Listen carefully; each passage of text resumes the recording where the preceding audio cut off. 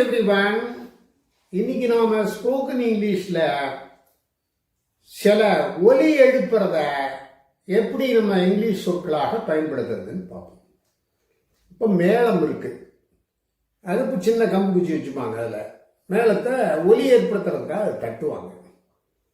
அப்போ அந்த மேளம் ஒலி எழுப்புறதுக்கு செய்யக்கூடிய அந்த செயலை drum beating, beating of drums அப்படின்னு சொல்லணும். மேளத்தை ஒலிக்க வைத்தல். இப்போ வாத்தியங்கள் இசைப்பாங்க, அப்போ மேளமும் தட்டுவாங்க. கோயில்களில் சிவன் கோயில்கள்லாம் அது இருக்கும், வைஷ்ணவ கோயில்கள் அது இருக்கும்.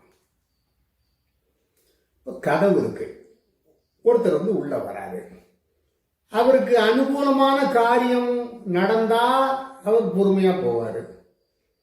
அவர் வந்த காரியம் முடியல, நீங்க சொல்றது மேல ஒரு கோவப்படுறாருன்னு வச்சுங்களேன், இப்போ கதவை சாத்திட்டு போனா டக்குன்னு சாத்திட்டு போவார், சத்தம் கேட்கும்.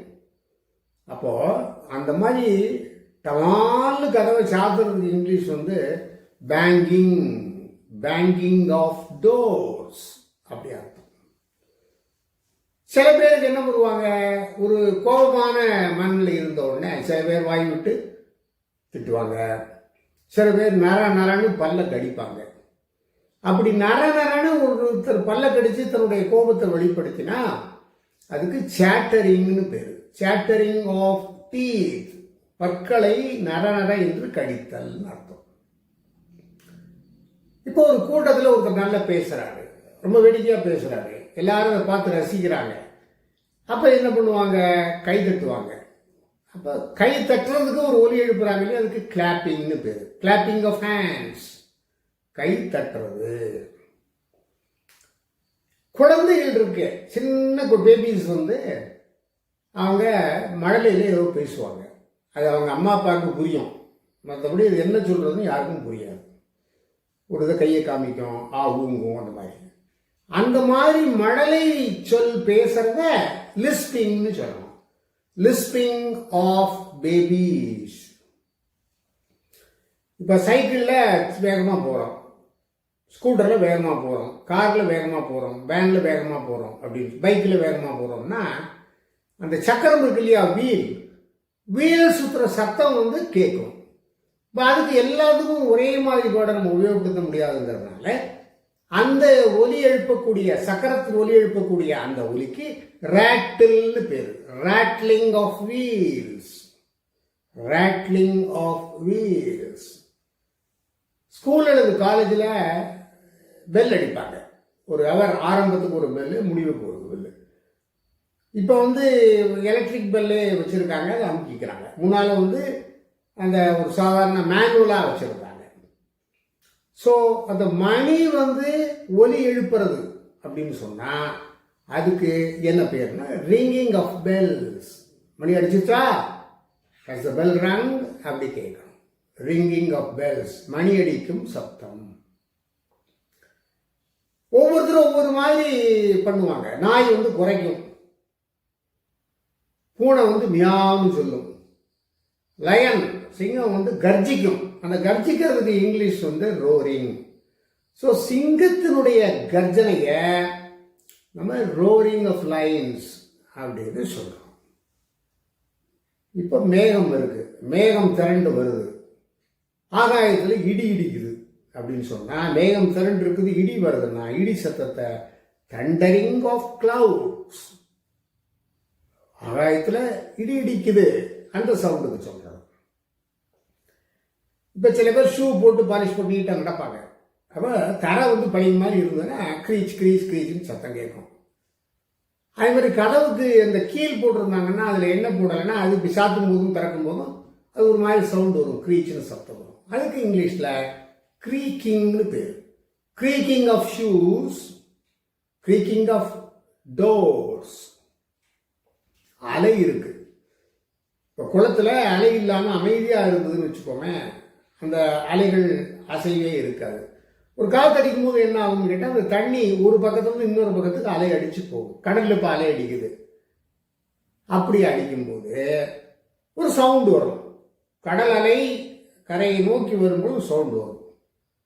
அதுமாதிரி குளத்தில் அதே மாதிரி வந்ததுன்னா ஒரு சவுண்டு வரும். அந்த சவுண்டுக்கு ரிப்ளிங்னு பேர்.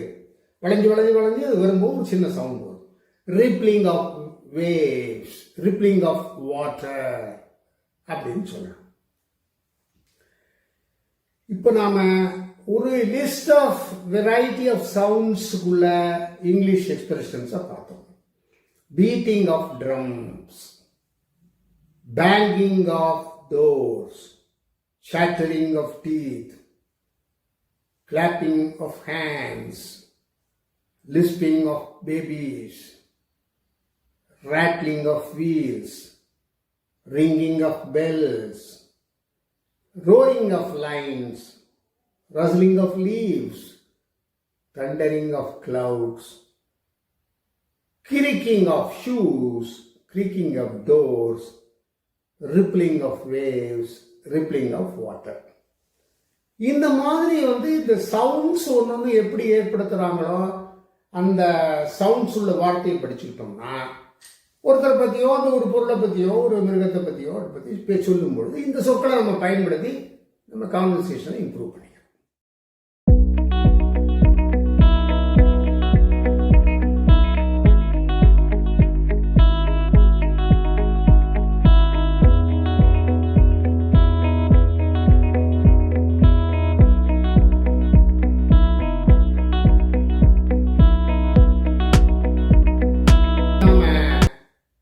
ஒரு ஆபீஸுக்கு சம்பந்தப்பட்ட சில சொற்களை தெரிந்து கொள்வோம். நம்ம பேசும்போது ஒரு ஆபீஸை பற்றி பேசுகிறோம்னா இந்த வேர்ட்ஸ் எல்லாம் நம்ம பயன்படுத்திக்கலாம். கால்குலேட்டர். ஆஃபீஸில் இப்போ கால்குலேட்டர் இல்லாமலே யாரும் இருக்கிறது இல்லை. இப்போ பழைய சிஸ்டம் எப்படின்னு கேட்டிங்கன்னா டேபிள்ஸ் 1 to 20 டேபிள்ஸை நல்ல மனப்பாடமாக எல்லாம் மேத்தமெட்டிக்ஸ்க்கு சொல்லி கொடுத்துருப்பாங்க. அப்போ அவங்க டெசிமல் எல்லாமே மனப்பாடமாக தெரியும், டக்குன்னு போட்டுருவாங்க. இப்போ சின்ன மல்டிப்ளிகேஷன், சின்ன டிவிஷன் எல்லாத்துக்குமே நம்ம அந்த மிஷினை உபயோகப்படுத்தும். அதுதான் கால்குலேட்டர்னு பேர். பெருக்கிறது, வகுக்கிறது, கூட்டுறது, கழிக்கிறது. இன்னொன்று டைரின்னு இருக்கு. டைரிங்கிறது என்னன்னா தேதி போட்டு ஜனவரி 1 டிசம்பர் 31 தேதி போட்டு ஒரு பக்கத்துக்கோ அரை பக்கத்துக்கோ இடம் அலாட் பண்ணி டேட் வைஸ் எழுதியிருக்காங்க. அன்னைக்கு நம்ம சில பேருக்கு டைரி எழுதுகிற பழக்கம் உண்டு. மை டைரின்னு ஒரு புத்தகம் இருக்கு. சில பேர் அன்றாட நடக்கும் நிகழ்ச்சிகளை மனசில் படுறது எல்லாத்தையும் எழுதிடுவாங்க. நல்லது கெட்டது எல்லாம் எழுதிடுவாங்க. ராத்திரி படித்து பார்ப்பாங்க. அப்படியெல்லாம் இருக்கும். அதுக்கு டைரி. இந்த டைரி இதே மாதிரி ஒர்க் டைரின்னு ஒன்று இருக்கு. அதாவது இன்றைக்கி என்னென்ன வேலை செய்யணும் அப்படின்னு டேட் வைஸ் போட்டுருவாங்க. அதில் ஒர்க்கிங் டேஸ் மட்டும்தான் வரும். டைரி. அடுத்து ஃபைல். ஃபைல்னால் உங்களுக்கு தெரியும், பாக்ஸ் ஃபைல்னு ஒன்று இருக்குது. அது மாதிரி பேப்பர் ஃபைல்னு ஒன்று இருக்குது. பிளாஸ்டிக் ஃபைல்னு ஒன்று இருக்குது. கம்ப்யூட்டரில் இருக்கக்கூடிய கூட அது ஃபைலை ஓப்பன் பண்ணுன்னு சொன்னால் ஒரு செட்டாக நீங்கள் ஒரு ரெக்கார்டு வச்சுருக்கீங்களா, அதுக்கு ஃபைல்னு பேர்.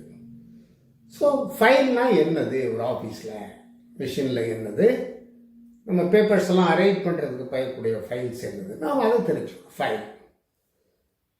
இப்போ நிறைய ஃபைல்ஸை அதை என்ன பண்ணியிருப்பாங்கன்னா ஒரு ஃபைலுக்கு ஒரு ஸ்லாட் வீதம் பிரித்து அந்த ஒரு 4 அடி உயரத்துக்கு வச்சு அதில் 3 தட்டு அதுக்குள்ளே நீங்கள் ஒவ்வொரு ஃபைலாக வைக்கிற மாதிரி ஒரு ஃபோல்டர் மாதிரி வச்சுருப்பாங்க.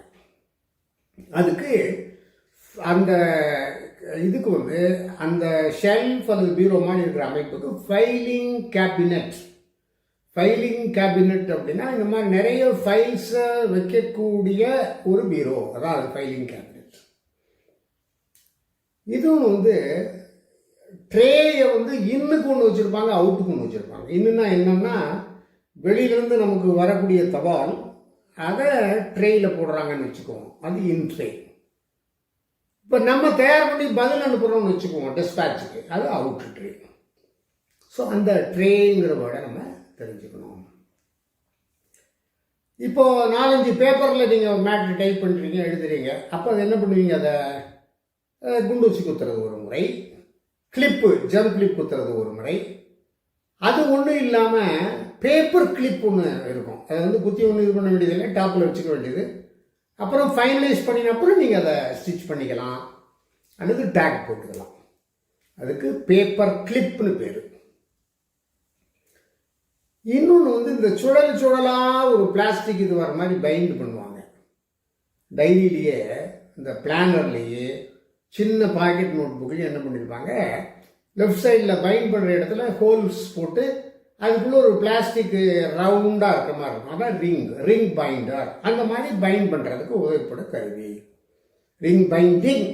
அந்த மாதிரி பைண்ட் பண்ணியிருக்கிற வேலை. அடுத்தது டெஸ்க்கு.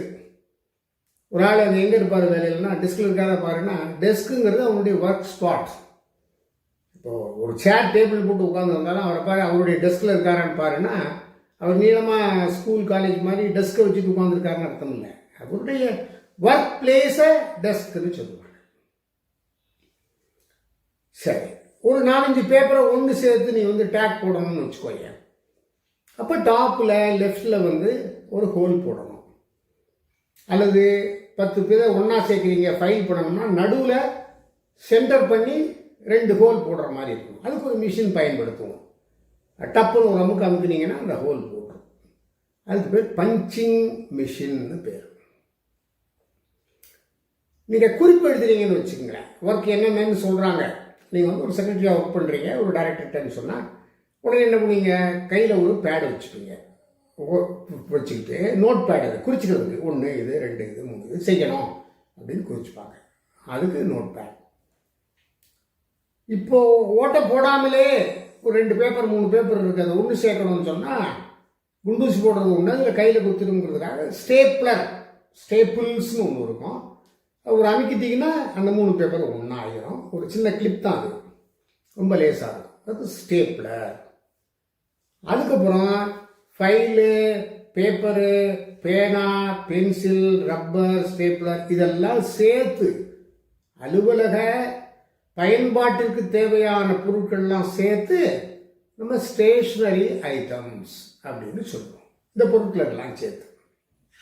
அப்போ ஒரு ஆஃபீஸுக்கு அசோசியேட்டடாக உள்ள terms calculator, diary, filing cabinet, file, in tray, paper clip, ring binder, desk, punching machine, notepad, stapler, stationery items. இப்படி இந்த 12 வேர்ட்ஸும் அசோசியேட்டட் தெரிஞ்சுக்கிட்டோம்னா நம்மளும் பேசும்போது சார் ஸ்டேஷனரி வாங்கணும், சார் ஸ்டேப்லருங்க அப்படிலாம் பேசிக்கலாம். அந்த வேர்ட்ஸ்லேயே நமக்கு வந்து பழக்கம் ஆயிடும் ஆஃபீஸ்.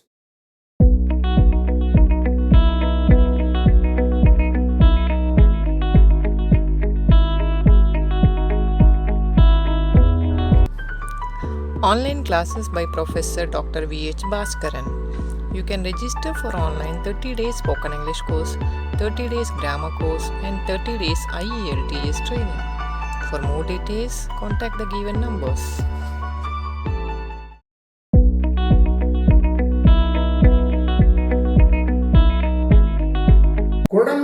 கைக்குழந்தை பருவத்திலிருந்து வயது ஆகின்ற வரை 100 வயது ஆகின்ற வரை அந்த காலத்தை, அந்த வயதுக்கு உரிய பருவத்தை வந்து எப்படி இங்கிலீஷ் வார்த்தைன்னு சொல்றதுன்ட்டு பார்ப்போம். இப்போ குழந்தை பிறந்துருது. குழந்தை பிறந்த உடனே என்ன ஆகும், ஏஜ்னு நாம் பார்க்கறது இல்லை. ஏஜ்னா பருவம்னு அர்த்தம். வயதுன்னு ஒரு அர்த்தம் இருக்கு, பருவம்னு ஒரு அர்த்தம் இருக்கு. அப்போ அதை எப்படி சொல்லுவோம், பேபி இஸ் பார்ன்.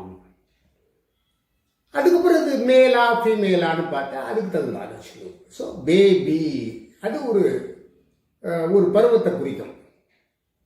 அதுக்கப்புறம் தவழ்ந்து வந்து கொஞ்சம் பண்ணி எழுந்திருச்சு நின்று அது நடக்கிற மாதிரி விடுதுன்னு வச்சுங்க. ஒரு 1.5 வயசு ஆகுது அப்படின்னு சொன்னால் அப்போது நெக்ஸ்ட்டு அடுத்த ஸ்டேஜுக்கு அது போயிடுதுன்னு அர்த்தம். அதை வந்து என்ன சொல்லுவோம் அப்படின்னு கேட்டால், ரொம்ப பேபிங்கிறது சின்ன குழந்தை. அப்புறம் நடக்க தெரிஞ்ச உடனே அதுக்கு சைல்டு, குழந்தை தான் அது, ஸ்மால் சைல்டு. அந்த பருவம் இருக்கு பாருங்க, 2, 3, 4, 5 வயது அப்படி அந்த மாதிரி வளரக்கூடிய பருவத்தை குழந்தை பருவம்னு சொல்லணும். அதுக்கு சைல்டுஹுட்டுங்கிற வார்த்தையை சேர்த்துக்கிட்டா அந்த காலம் குழந்தை பருவ காலம் அப்படின்னு அர்த்தம். அதுக்கப்புறம் ஒரு 10-12 வயசு ஆன அப்புறம் பெண்களாக இருந்தாலும் சரி ஆண்களாக இருந்தாலும் சரி உடல் தோற்றத்தில் நடை உடை பாவனைகள் எல்லாம் கொஞ்சம் மாறுதல் ஏற்படும். அது இயற்கையாகவே இருக்கக்கூடிய படைப்பினுடைய தத்துவம் அது. அப்போ அப்படி வரும்போது என்ன பண்ணுறது? ஆண் பெண் 2 பேராக இருந்தாலும் அந்த இதுக்கு அந்த இளமையாக இருக்கக்கூடிய அந்த காலத்துக்கு வளர்ச்சி காலத்துக்கு அடல்ட். இன்னொரு வார்த்தையும் சொல்லலாம், அந்த காலம் 12 வயதுலேருந்து 16-17 முடிய இருக்கிற மாதிரி 18 வயசுல இருந்தோன்னா அவங்களுக்கு ஓட்டு உண்டு. அந்த பீரியடில் 12 to 18 வரை இருக்கிறத நம்ம அடலசன்ட். அடலசன்னா பருவ வளர்ச்சி அடைகிற காலம்னு அர்த்தம். அப்போ இதை பையனாக இருந்தால் பாய்ஹுட், பையனாக இருந்தால் அந்த குழந்தை பருவத்துக்கு அப்புறம் அடுத்த ஸ்டேஜில் பாய்ஹுட், பெண்ணாக இருந்தால் கேர்ள்ஹுட் அப்படி சொல்லுவோம். சரி, 2 பேருமே 18 வயசு ஆயிடுச்சு. அப்போ இளைஞர்கள் நினைச்சா என்ன வேணா நடக்கும். ஒரு குறிப்பிட்ட நம்பர் இளைஞர்கள் 100 பேர் என்கிட்ட இருந்தாங்கன்னா நான் அந்த தேசத்தில் நிறைய மாற்றங்களை பண்ணுவேன்னு சொன்னவர் சுவாமி விவேகானந்தர். இப்போவும் இளைஞர்களுடைய கையில் அவங்க மனசு வச்சாங்கன்னா நிறைய நல்ல மாற்றங்களை தமிழகத்திற்கும் இந்தியாவுக்கும் கொண்டு வர முடியும். அதுதானே நம்ம கல்வி படிப்புங்கிறது முக்கியமானதாக இருக்குது. ஸோ அதை யூத் அதுக்கப்புறம் அந்த பருவத்தில் சில சமயம் உணர்ச்சி வசப்பட்டு பேசுறது, உணர்ச்சி வசப்பட்டு முடிவு எடுக்கிறது, அவசரப்படுறது, ரொம்ப பரபரப்பாக காணப்படுறது, எக்ஸைட்மெண்ட் சந்தோஷம் ரொம்ப அதிகமாக, இப்படியெல்லாம் அந்த பீரியடில் இருக்கும். அது ஆணாக இருந்தாலும் பெண்ணாக இருந்தாலும் அதை டீன் ஏஜ் அப்படின்னு சொல்கிறோம். இளமை பருவம். யூத்னா இளமை பருவம். அடுத்தது 20 வயசு ஆயிடுச்சுன்னு வச்சுங்களேன். 20 வயசு ஆனப்புறம் 20 வயசுன்னா என்ன சொல்கிறோம்? ஹவ் ஓல்ட் ஆர் யூனா? ஐ எம் 20 அப்படி சொல்லுவீங்க. அப்போ 21லேருந்து 29 முடிய வயசு இருக்கும். அவங்களுக்கு என்ன இருக்கும் வயசு? 20லேருந்து 30க்குள்ளே இருக்கும். அப்போ அதுக்கு ஒரு எக்ஸ்பிரஷன் இருக்கு. He is in his 20s. In his 20s 20 வயசுன்னு அர்த்தம் இல்லை, 20க்கு மேலே 30க்குள்ள அந்த அர்த்தம். ஒருத்தருக்கு 31லேருந்து 39 வயசு முடியுதுன்னு வச்சுக்கோங்க. He is in his 30s. He is in his 40s. He is in his 60s. He is in his 70s. அந்த மாதிரி சொல்லும் பொழுது அந்த வயதை கடந்து விட்டார், அடுத்த 10வது ஆண்டுக்கு வரலைன்னு அர்த்தம். இப்போ இப்படியே வயதாகும் பொழுது இந்த அடல்ட் ஒரு திருமணமாகி குடும்பத்துக்கு தலைவனாகி வந்துட்டோம்னா இன்னும் கொஞ்சம் வளர்ச்சி அடைஞ்சோம்னா அவனை மேன் அப்படின்னு சொல்லுவோம். இப்போ கேர்ளை பெண் குழந்தையாக இருந்து வந்துட்டாங்கன்னா அந்த மாதிரிலாம் ஒரு தாய் ஆகிட்டாங்கன்னு சொன்னால் அவங்கள விமன் அப்படின்னு சொல்லுவோம். அப்போ அந்த மேன்கிறது ஒரு ஆணை குறிக்கும் பொழுது அந்த பருவத்தை, வளர்ச்சி அடைந்த பருவத்தை மேன்ஹுட் அப்படி சொல்லணும், விமன்ஹுட் அப்படி சொல்லணும். இப்படியே இருக்கிறாங்க. இப்போ சில சில வேலை பார்க்குற இடத்துல 58 வயசுல ரிட்டையர்மெண்ட்டு, சில இடத்துல 59 வயசுல ரிட்டையர்மெண்ட்டு, சில இடத்துல 60 வயசுல ரிட்டையர்மெண்ட்டு, பிறகும் சில பேர் வேலைக்கு போவாங்க 65 முடிய ரிட்டையர்மெண்ட்டு, சில இடத்துல 70 வயசு கூட ரிட்டையர்மெண்ட்டும் வச்சுருப்பாங்க, ரீஅப்பாயின்மெண்ட் கொடுத்து. இப்போ அந்த பீரியடு, அந்த வயதை நம்ம கரெக்டாக சொல்ல முடியலன்னா இன் he's old age, he's old அப்படி சொல்லுவோம். அந்த ஓல்டுன்னு சொன்னாலே ஒரு அந்த ரிட்டையர்மெண்ட் கிட்ட அதுக்கப்புறம் உள்ள காலங்களே ஓல்டு ஏஜ்னு சொல்லுவாங்க. இப்போ நம்ம அதுக்கு பதிலாக சீனியர் சிட்டிசன். அப்போ சீனியர் சிட்டிசன்னா யாரு? 60 வயதும் அதற்கு மேலேயும் ஆனவங்க சீனியர் சிட்டிசன். அப்போ பென்ஷன் வாங்குறதுக்கு 58 வயசு 60 வயசு ரிட்டையர்மெண்ட் ஆனப்புறம் அவர் சீனியர் சிட்டிசன். ஹெல்த்து அது சீனியர் சிட்டிசன். வசதி, பஸ்ஸு, உட்கார்ற இடமெல்லாம் அவங்களுக்கு கஷ்டமாக இருக்கும். சீனியர் சிட்டிசன் ஆனப்புறம் தான் அவங்களுக்கு வாழ்க்கையில் ஆட்டோவில் போக வேண்டியிருக்கும், பஸ்ஸில் போக முடியாது. மருத்துவ செலவுகள் வரும், ஆரோக்கியத்துக்காக சில சத்துணவுகளை சாப்பிட வேண்டியிருக்கும். So senior citizens. இப்போ 80 வயது ஆகிடுதுன்னு வச்சுக்கோங்க. அப்போ 80 வயது ஆன உடனே அரசாங்கமே பென்ஷன் வாங்குறவங்களாக இருந்தாங்கன்னா மத்திய மாநில அரசுகள் வந்து 20% பென்ஷனில் உயர்த்தி கொடுப்பாங்க. அந்த 80 and 80க்கு மேலே சூப்பர் சீனியர் சிட்டிசன்ஸ். சிட்டிசன்னா பிரஜைன்னு அர்த்தம். Senior citizen 60+. இப்போ இவங்க போய் பேங்க்லேயோ போஸ்ட் ஆஃபீஸ்லேயோ பணத்தை டெபாசிட் பண்ணுறாங்கன்னு சொன்னால் அந்த வட்டி விகிதம் மற்றவங்களுக்கு கொடுக்குறத விட 0.5% 1% கூடுதலாக இருக்கும். எல்லாருக்கும் 6%னா இவங்களுக்கு 7% அப்படி இருக்கும். வருமான வரியிலையும் கொஞ்சம் விலக்கு கூட இருக்கும். அதுக்கு சீனியர் சிட்டிசன். அப்போ ஓல்டு ஏஜ் பார்த்துட்டோம், சீனியர் சிட்டிசன் பார்த்துட்டோம். இப்போ அடுத்து ஒருத்தர் 100 ஆண்டு முடிய வாழறாருன்னு வச்சுக்கோங்க. 100 ஆண்டு முடிய வாழறவங்களுடைய எண்ணிக்கை வந்து ரொம்ப குறைவாக இருக்குது. இப்போ சென்னையில் மயிலாப்பூரில் ஒருத்தருக்கு வந்து 105 ஆச்சு. அவர் 85 வயசுல தான் நான் வந்து கம்ப்யூட்டரே கற்றுக்கிட்டேங்கிறாரு. ஒரு அச்சகத்தில் போய் அவரே கோர்த்து இந்த பிரிண்டிங் எல்லாம் அவரே பண்ணிக்கிறாரு. அப்போ அவரை பார்த்தா என்ன சொல்லணும்? 100 வயது ஆனவர். ட்ரிப்ளிகேனில் பிரசிடென்சி காலேஜ் மாணவர் ஒருத்தர் இருந்தார், 103 வயது முடிய இருந்தார். அவருடைய பெயரில் வந்து ஒரு கல்லூரியே சென்னையில் இருக்கு. அப்போ இவங்களை 100 வயது ஆனவங்களை, 100 வயது கடந்தவங்களை சென்டினேரியன், ஹீ இஸ் அ சென்டினேரியன், சென்டினரி, சென்டினரின்னா 100 ஆண்டு விழா. சென்டினேரியன் 100 ஆண்டு வயது ஆனவர், 100ல் 101 எல்லாம் ஹீ இஸ் அ சென்டினேரியன் சொல்றாங்க. இன்னைக்கு நாம குழந்தையில இருந்து முதியவராகி 100 வயது ஆனவர் உள்ள பருவ காலத்தை எப்படி இங்கிலீஷ் சொற்களாக சொல்றான்னு பார்த்தோம். பேபி, அப்புறம் child, childhood, adult, adulthood, adolescent, youth, teenage, in your 20s, in your 30s, in your 40s. அதுக்கப்புறம் senior citizen, super senior citizens, old age, அதுக்கப்புறம் 100 வயசு வந்த உடனே சென்டினேரியன். இப்படிப்பட்ட சொற்களை நாம் படித்து வச்சுக்கிட்டா ஒருத்தரை பற்றி சொல்லும் பொழுது அவருக்கு இன்ன வயசாகுது, இந்த பருவத்தில் இருக்கிறாரு அப்படின்னு சொல்றதுக்கு உபயோகப்படுத்தக்கூடிய சொற்கள் இவையெல்லாம் ரொம்ப அடிப்படையான விஷயங்கள். இதை நம்ம நல்லா படிச்சு